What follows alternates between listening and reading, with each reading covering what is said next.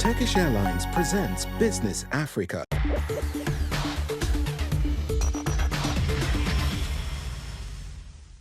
Hello and a warm welcome to Business Africa. I'm your host Nadia Bane.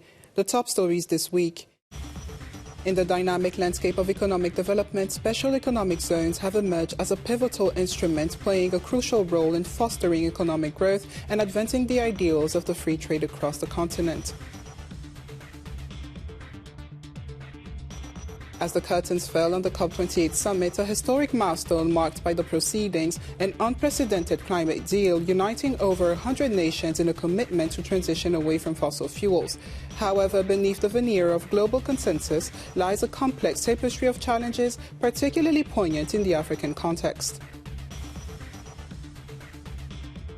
World Bank, the foremost financial institution in the Democratic Republic of Congo, showed an increased commitment to combating climate change. The bank has adopted MasterCard's carbon calculator and partnered with Vital to fund renewable energy projects. Special economic zones are emerging as key catalysts for economic development and the promotion of free trade in Africa. But how do these zones become key drivers of the continent's circular and sustainable economy? Over the past 2 decades, special economic zones, SEZs, have significantly influenced Africa's economic landscape, offering diverse success stories and addressing several challenges. SEZs are areas that benefit from tax and custom incentives and simplified administrative procedures compared to the rest of the country. The aim is to attract foreign investment, create jobs, and develop a variety of business sectors. But despite low labor costs, advantageous trade agreements, and a wealth of raw materials, many of these SEZs have so far failed to industrialize the continent's economies. With a few exceptions, many SEZ projects have been aborted, delayed, or failed to produce the desired results. Since 1980, manufacturing's share of GDP in sub-Saharan Africa has fallen from 17% to 11%. Nevertheless, notable success stories within the SEZ framework include Tangier in Morocco, Mauritius, Ethiopian collaboration with Chinese and European investments, and Gabon's accomplishment in the Ngok zone.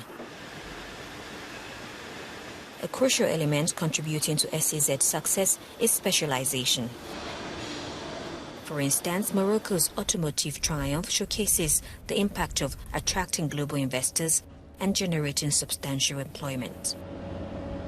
The reliance on export may pose challenges advocating for a delicate equilibrium between global market engagement and nurturing local African markets.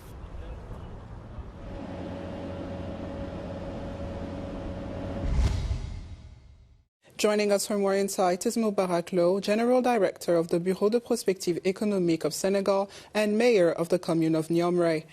Mr. Mubarak, welcome. Tell us, how can the government, in collaboration with the private sector, work towards sustainable and durable economic development throughout special economic zones? Ideally, the state should not construct the buildings or even the infrastructure, because it has to be a public-private partnership. The private sector has to provide the financing. The state provides incentives, because there are two types of incentives. There are incentives for the promoters of the zones, and there are also incentives for the auditing companies that will be set up in the zones.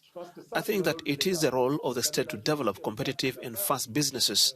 But as far as investments are concerned, I think we need to encourage the private sector to make them, so that we have this complementarity between a state that plans and provides incentives and a private sector that takes the risk. Mr. Lowe, tell us, how do special economic zones, in agreement with African trade agreements, work toward viable economic development? If you create a zone and the zone tries to export to the world, it's a huge challenge. And today, if we allow companies based in the zone to sell in other African countries with the facilities, that's going to create a market for them, because the market is first and foremost regional and sub-regional. This is where you learn how to sell abroad, and it will also give them the capacity to do so. because Africa is a huge market. So there will be the African substitution through African companies. So it's a great opportunity for African special economic zones to be able to develop. Très belle opportunité pour les zones africaines, les zones économiques spéciales, pour pouvoir thanks precisely to these trade agreements. Grâce justement à ces facilités commerciales offertes. Mr. Lowe, what boundaries would you say or limits are there to special economic zones? The main limit is first on the fiscal level, on the budgetary level, because the state grants a lot of arrest and a lot of exemptions, whereas it has needs in education, health, support for agriculture, and etc. The second limitation is the state does not have the financial means to implement these measures. The second limitation is also that the zone may function perfectly, but outside the zone, companies may not be competitive or have enough links with companies in the zones. So it's up to the African governments to ensure that these two limitations are corrected and that the incentives are limited in time, but that connection between companies in the zone and companies outside the zones are encouraged. Mr. Lowe, thank you so much for your time. Thank you very much. During the last throes of COP28, over 100 countries agreed to transition away from fossil fuels. This deal, described as historic by some, unearths an essential paradigm for African nations who have yet to reap the benefits of fossil fuel exploitation in favor of economic growth and development, as many have done before. Over 100 countries adopted at the end of COP28 the first ever climate deal to transition away from fossil fuels in a just, orderly and equitable manner, as well as to accelerate action in this critical decade. But between climate skepticism, energy poverty and the question of sovereignty, most Africans are reluctant to embrace the idea of an energy transition that would prevent them from exploiting their fossil resources as they see fit to develop.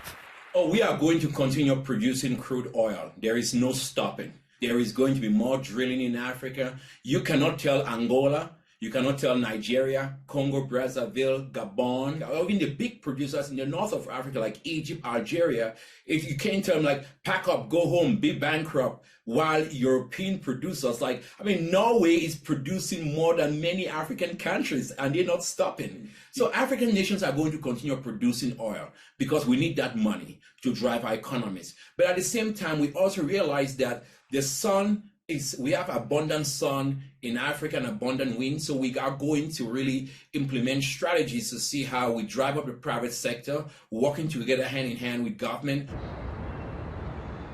Of the approximately 2.6 billion people in the world without access to energy and clean cooking technologies, around 70% are Africans. All this in a context where the African continent has some 125 billion barrels of crude oil reserves and 16 trillion cubic meters of natural gas.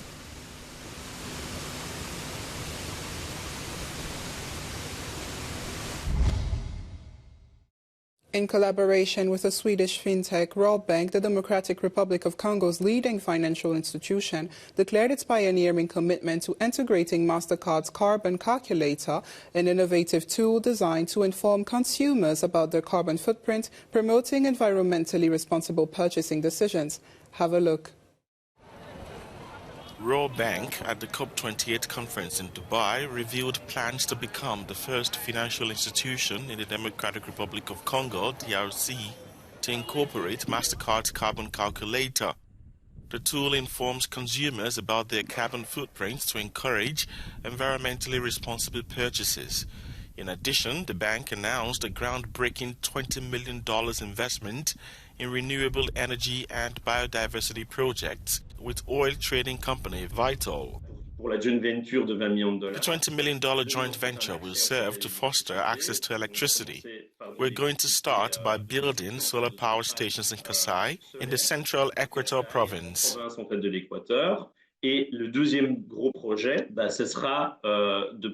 The second major project will be the distribution of Balubat stoves, which are improved cooking stoves that reduce the consumption of coal and wood, which in turn should help deforestation in the DRC.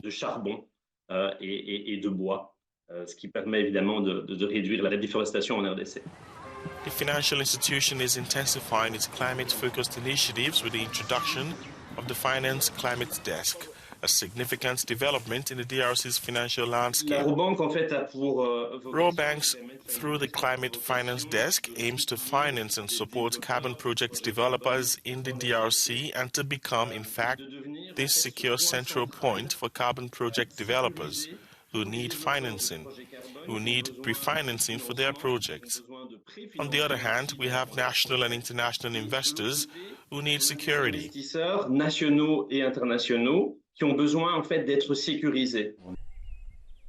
Analysts say the bank's approach aligns with the DRC's biodiversity, particularly the Congo Basin, serving as a substantial carbon sink. The potential monetization of carbon dioxide emissions could surpass revenues from the mining sector, valued at around $20 billion annually. That's our show. I've been your host, Naja Bane. For more business stories and news, stay tuned to Africa News and africanews.com.